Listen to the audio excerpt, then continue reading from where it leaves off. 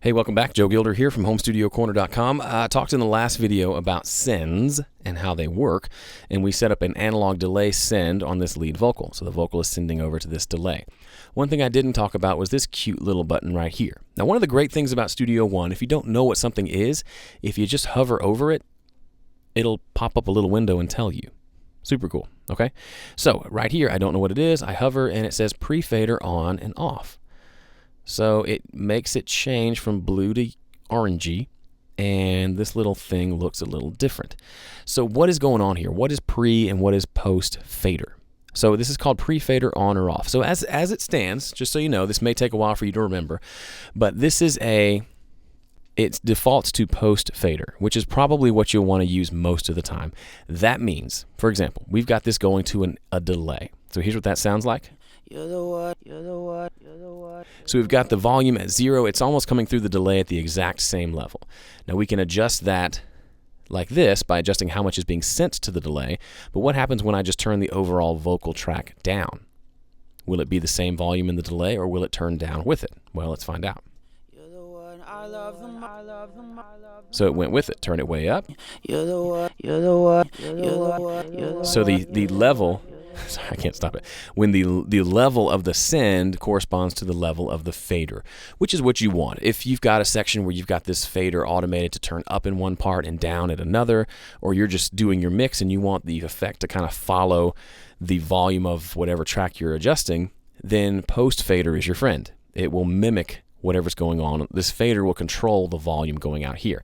Now you set the overall level here, but then the difference or the changes will occur. So even though this may be down more, when I turn this up, this will also be louder going out because it is a post fader send. It's post this fader right here, not this one. Now pre-fader allows you to send the full signal regardless of what's happening on this fader. So look what happens. I hit play and I pull this down, and guess what? It's still going to the delay. You're the one I love the most. Everything I left you. Now, if you think about that for a minute, it might start to open up ideas in your mind of how could that be useful. So think about it. When would you want to send a copy of a signal somewhere else where you could turn it down and that doesn't affect the level going elsewhere? Well, one example would be if you're doing some sort of parallel processing. If I want to send a copy of this vocal to a delay or to a distortion, and I want to blend that back in with this one, I'd like that distortion to receive the full level of the signal and not be affected by this. Maybe there's a part of the song where I want to drop this out and just hear the distorted vocal. Well, a pre-fader send will allow me to do that versus a post-fader send. Other examples would be if I've got an effect like a reverb sound, and at the end of the song I want the vocal to fade out, but I want the reverb sound of the vocal to come up more, or I want it to stay loud while the vocal goes away. This would allow me to do that. So for example, let's say this is the end of the song, we got a pre-fader send, and we go back, let's see, we go to this chorus part here. My ticket home.